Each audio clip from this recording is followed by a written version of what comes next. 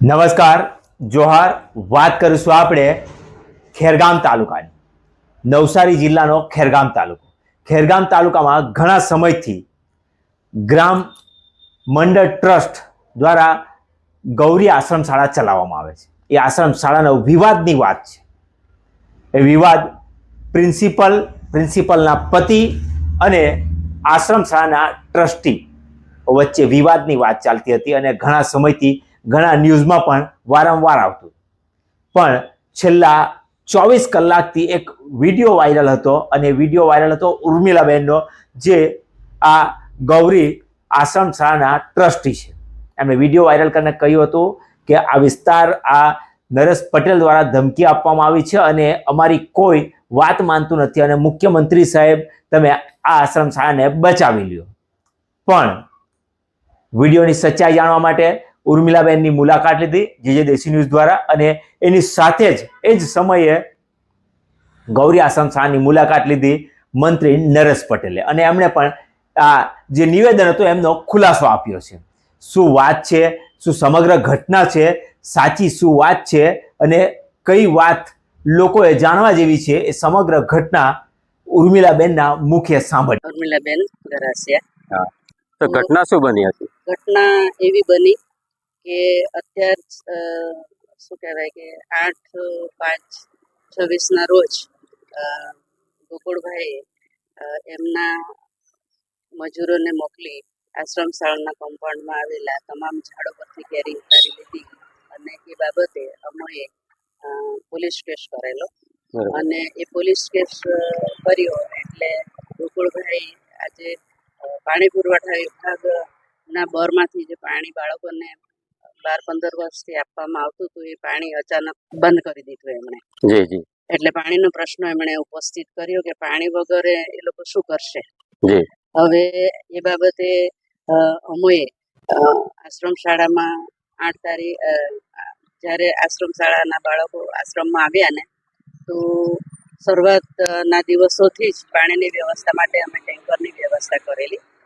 અને પાણી માટે અમે જે જૂનો બોર હતો એ રિચાર્જ કર્યો. એમાં પાણીની કમી નીકળતા અમે નવો બોર પણ કર્યો. હવે પાણી ઓછું પડતા અમે ટેન્કર દ્વારા પાણી પૂરું પાડવા માટેના તમામ પ્રયત્નો કરેલા અને એ પાણીના પ્રયત્નો કરેલા. ત્યારબાદ બીજું શું થયું કે આચાર્યશ્રી તમામ ટ્રસ્ટીઓની બંને પક્ષના ટ્રસ્ટીઓને બોલાવી અમારું મંડળ છે તો પચાવી પાડવા માટે એમણે ચેરિટીમાં કેસ મૂક્યો છે. તો આ પ્રશ્ન બાબતે બંને પક્ષના ટ્રસ્ટીઓને વાંસદા મુકામે બોલાવેલા અધિકારીશ્રીએ. હવે તેમની અંદર આ બધા પ્રશ્નોની ચર્ચા થઈ તો એમના પક્ષે કોઈ ટ્રસ્ટી મંડળના સભ્યો આવેલ નહોતા. હવે અમે અમારી રીતે રજૂઆતો કરી અને એ સમય દરમિયાન આચાર્યને અધિકારીએ એવી સૂચના આપી કે આશ્રમ શાળાની અંદર તમારા પતિ ગોકુળભાઈને પ્રવેશવા નહીં દેવા, આવવા નહીં દેવા, તેમજ વહીવટી બાબતમાં પણ હસ્તક્ષેપ ન કરવા માટે મૌખિક સૂચના આપેલ. તે છતાં બીજા દિવસે એટલે કે 2જી તારીખે મળસ્કે સવારમાં ઉઠી અને 10,000 લીટરની ટાંકી આજે લગભગ 12 થી 15 વર્ષ પહેલા જે મુકાયેલી હતી એ ટાંકી સવારમાં મળસ્કે એ ઉઠાવી લઈ ગયા. જાણ કર્યા વગર ઉઠાવી લઈ ગયા અને મોડેથી જાણ કરી કે પાણી પુરવઠાની ટાંકી હતી એટલે લઈ ગયા છે, પણ ખરેખર ટાંકી મળસ્કે ચોરીને લઈ ગયા. એટલે એનો આક્ષેપ અમે ફરી પાછો પોલીસ સ્ટેશનમાં કરેલ. હવે આ ચોરીના આક્ષેપ બાબતે મારે તમને એમ કહેવાનું છે કે એ ગોકુળભાઈ એમ બોલે કે પોલીસ સ્ટેશન મારું છે, આશ્રમ અને અધિકારીઓ પણ તમામ અધિકારીઓ પણ મારા છે, તમારે જ્યાં જવું હોય ત્યાં. હવે મંત્રીશ્રી પણ મારા છે, તમારે જ્યાં બી ફરિયાદ કરવી હોય તો એ ફરિયાદનું તમારું કંઈ ઉઠશે નહીં, તમારાથી થાય તે કરી લો. અને ધમકી એ દિવસે પણ આપેલી, પોલીસ સ્ટેશનમાં અરજી આપી તે દિવસે. તો અત્યારે અમે જોઈ રહ્યા છે ઘણા વર્ષોથી આ વિવાદિત માણસ પોક્સો હેઠળ એમની પત્નીને મારી નાખવા બાબતે ઘણા બધા કેસો થયેલા અને એ કેસોની બાબતમાં એમણે જેલવાસ પણ ભોગવેલી. હવે એ ગેરપ્રવૃત્તિઓ કરી અને આશ્રમ શાળાને બરબાદ અને બદનામ કરી નાખી છે. હવે અમારા જાણ મુજબ કે મારા પપ્પા આશ્રમ શાળામાં પ્રમુખ હતા, એટલે જે તે સમયે આ બાબતે મંત્રી શ્રી નરેશભાઈને પણ જાણ કરવામાં આવેલ, છતાં પણ આંખ આડા કાન મંત્રીશ્રીએ કરેલા. અત્યાર સુધી આ આશ્રમ શાળાના તમામ પ્રશ્નો બાબતે ગોકુળભાઈ પણ અમને એમ કહે કે ધારાસભ્ય મંત્રીશ્રી તો અમારા છે, તમારે જે કરવું એ તો કરી લો. અને આ વર્ષોથી જે પ્રશ્નો ચાલે છે, તો આશ્રમ શાળા ગૌરીથી આપણા ધારાસભ્યનું ઘર 5 થી 10 કિલોમીટરનું છે, 10-15 મિનિટમાં આવી જાય. તો અત્યાર સુધી ઘણા વર્ષોથી વિવાદ ચાલી આવ્યો છે. તો તમે શું કરો છો? મંડળ તમારું શું કરે છે? તંત્ર શું કરે છે? તો હું તમારી આશ્રમ શાળા અને એ બાબતે છે ને, તો શું કહેવાય કે ગોકુળભાઈ સાથે સમાધાન કરો, નહીતર હું તમારી આશ્રમ શાળા બંધ કરી દઈશ, એવી સીધી ધમકી આપી. ફોન દ્વારા આપે છે? ફોન દ્વારા પ્રમુખશ્રીને આપી. હવે એમના પ્રત્યુત્તર રૂપે મેં પણ એમને ફોન કર્યો, તો મને પણ એમણે બહુ ધમકી ભર્યા શબ્દ બોલ્યા કે તમે બેન આવા છો, તેવા છો, તમારે થાય તો કરી લો. આશ્રમ શાળા બરજુલભાઈની પણ 2 બંધ કરી નાખી, હવે તમારી પણ બંધ કરી દઉં, આવી ધમકી ભર્યા વાણી વિલાસ જે કંઈક હશે તે બોલ્યા. તો એ ભાઈ ધારાસભ્યશ્રીને મેં એમ પણ કહ્યું કે જે ગોકુળભાઈ જે વિવાદિત છે એ 101% ગુંડો છે અને હરામખોર છે. તો એ આટલા વખતે આ ગેરપ્રવૃત્તિ કરી રહ્યા છો, તો તમે શું કર્યું એના બાબતે? તમે એકલા કર્મચારીને છાવરો છો અને મંડળને તમે દબાણ કરો છો. તો બંને પક્ષે એમણે સાંભળી અને એનો પ્રત્યુત્તર આપવો જોઈતો હતો. હવે એ જાણી જોઈને આ વિવાદિત ગોકુળભાઈ આચાર્ય, માજી આચાર્યએ પ્રશ્નો ઉભા કરેલા છે, તો એ પ્રશ્ન જાણી જોઈને પાણી બંધ કરી દેવાનું, ટાંકી ચોરી લઈ જવાનું, કેરી ચોરી લે. અને આવું તો આશ્રમ શાળામાં ઘણી બધી ચોરીઓ થયેલી, પણ માજી શું કહેવાય પ્રમુખ બહાદુરભાઈ આજની તારીખમાં આ પૃથ્વી પર નથી, હયાત નથી, નહીંતર એમનો જવાબ તમને આપત.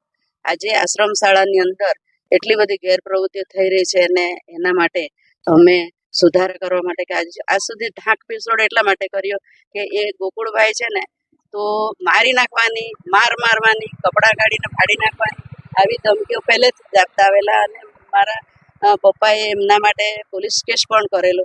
તો હું બધા જ વિભાગોને એવી અપેક્ષા, અમારી પાસે તો કોઈ વિભાગે સહકાર આપ્યો નથી. હવે માનો કે આ ગોકુળભાઈ છે, તો ગોકુળભાઈ 1.5 માસ સુધી રિટાયર થઈને ચાર્જ આપવા દીધો નથી.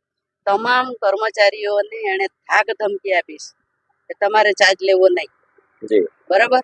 તો આખરે બાળકોને ભગાડી મૂકવાના, બાળકોને ટાર્ગેટ કર્યા છે, બાળકોને હાથો બનાવીને જે ગેરપ્રવૃત્તિઓ કરી રહ્યા છે.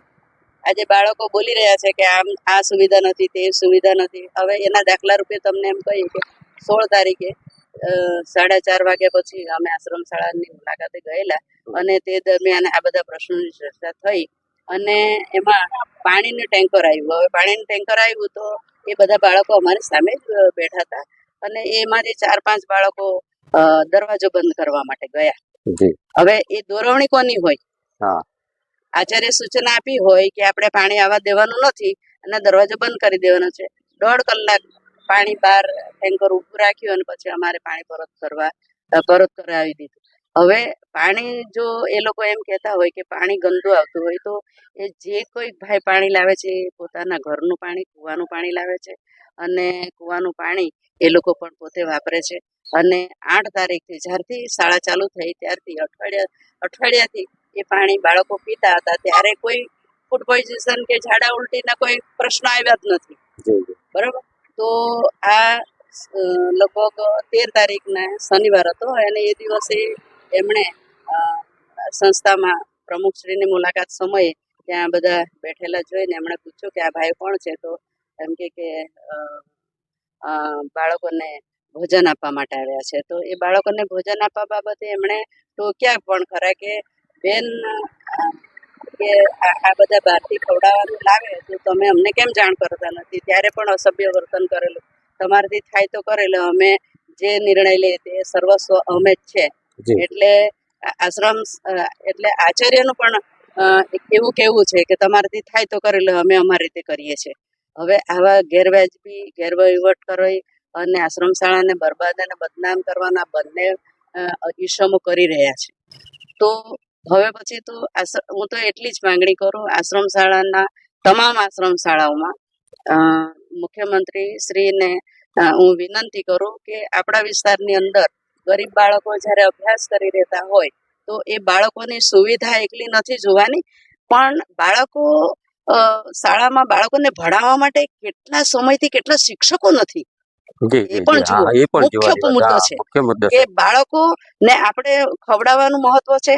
હા, પાણી અને જળ ને એ તો જરૂરી છે જ, પણ સાથે મૂળ હેતુ છે શિક્ષણનું તો બાળકોને જરૂર. શિક્ષણ જરૂરી છે. આજે કેટલા સમયથી કેટલી આશ્રમ શાળાઓમાં શિક્ષકો નથી, તો બાળકો શિક્ષકો વગર અભ્યાસ કઈ રીતે લઈ શકશે? એટલે સમયસર તમામ ભરતીઓ કરવામાં આવી. હવે અત્યારે હાલની પરિસ્થિતિમાં શું છે કે 2 શિક્ષકો છે, તો એ 2 શિક્ષકો છે તો 1 થી 8 ધોરણની શાળાઓ ચાલે છે, તો એની અંદર અમે પ્રાઇવેટ એક માણસ એક ભાઈ કે બેનને અમે રોકી અને આશ્રમ શાળામાં અમારા સ્વખર્ચે ટ્રસ્ટના ખર્ચે એમને 8 થી 10 હજાર રૂપિયા પગાર આપીને બાળકોને શિક્ષણ પૂરેપૂરું આપવાનો પ્રયત્ન કરી રહ્યા છે.